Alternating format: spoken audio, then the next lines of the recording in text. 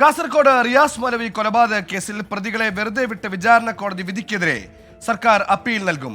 നടപടികൾ വേഗത്തിലാക്കാൻ അഡ്വക്കേറ്റ് ജനറലിന് മുഖ്യമന്ത്രി നിർദ്ദേശം നൽകി. കേസ് നടത്തിപ്പിൽ വീഴ്ചയുണ്ടായെന്നും മുഖ്യമന്ത്രി മറുപടി പറയണമെന്നും കോൺഗ്രസ് ആവശ്യപ്പെട്ടു.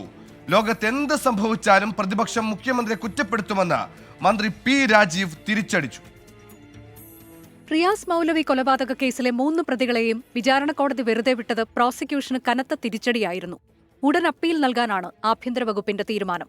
കോടതിയിൽ പ്രതീക്ഷയുണ്ടായിരുന്നുവെന്നും കേസിൽ തെളിവില്ലെങ്കിൽ പ്രതികളെ ജയിലിലിട്ടത് എന്തിനാണെന്നും റിയാസ് മൗലവിയുടെ സഹോദരൻ അബ്ദുറഹ്മാൻ ചോദിച്ചു. നമ്മളുള്ള ഒരു പ്രതീക്ഷ ഉണ്ടായിരുന്നത് അവർക്ക് നല്ലൊരു കനത്ത ശിക്ഷ കിട്ടുമെന്നായിരുന്നു. പക്ഷെ അത് കിട്ടിയില്ല. അത് എന്ത് സംഭവിച്ചു, എന്തുകൊണ്ടാണ് അങ്ങനെ ആയതെന്നും നമുക്ക് മനസ്സിലാവുന്നത്. അന്വേഷണമൊക്കെ അത് കറക്റ്റായ ലെവലിൽ അത് എല്ലാ സാക്ഷിയും, കാരണം അവന് പുറപ്പെടുത്തിയ സമയത്തുള്ള അവന്റെ എല്ലാ സാക്ഷികളും കറക്റ്റായി തെളിവുകൾ നിരത്തി വെച്ചിരുന്നു. നിരവധി തെളിവുകൾ ഹാജരാക്കിയിട്ടും പ്രതികളെ വെറുതെ വിട്ടത് ഞെട്ടിച്ചെന്ന് special public prosecutor T Shajith പ്രതികരിച്ചു. പ്രതികളെ രക്ഷിക്കാൻ പോലീസ് ശ്രമിച്ചെന്ന് കോൺഗ്രസ് ആരോപിച്ചു. ബിജെപിയുമായി മുഖ്യമന്ത്രിക്കുള്ള ബന്ധത്തിന്റെ ഫലമെന്ന് പ്രതിപക്ഷ നേതാവ് വി ഡി സതീശൻ. ഇവർക്കൊരു വൈരാഗ്യം ഉണ്ടായിരുന്നു, അവർക്കൊരു ശത്രുതയുണ്ടായിരുന്നു, മതപരമായൊരു വിദ്വേഷം ഉണ്ടായിരുന്നു.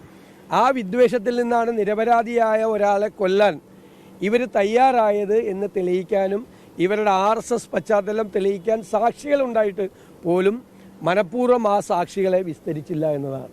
പ്രതിപക്ഷത്തിന്റെ ആരോപണങ്ങൾ നിരുത്തരവാദപരമെന്ന് KT ജലീൽ MLA വിമർശിച്ചു.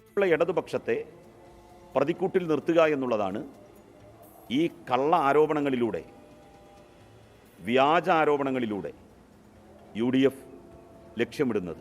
മുസ്ലിം ലീഗിൻ്റെ 2 നേതാക്കന്മാർ നിരുത്തരവാദപരമായിട്ടുള്ള ഇത്തരം ഒരു പ്രസ്താവന നടത്തിയിരിക്കുന്നത്. കോടതി വിധിയുമായി ബന്ധപ്പെട്ട് ചാനൽ വാർത്തയ്ക്ക് വിദ്വേഷ കമന്റിട്ടവർക്കെതിരെ പോലീസ് കേസെടുത്തു. കലാപാഹ്വാനം, ഇരുവിഭാഗങ്ങൾക്കുമിടയിൽ സ്പർദ്ധ സൃഷ്ടിക്കുക തുടങ്ങിയ കുറ്റങ്ങൾ ചുമത്തിയാണ് കാസർഗോഡ് ടൗൺ പോലീസ് കേസെടുത്തത്. 24 കാസർഗോഡ്.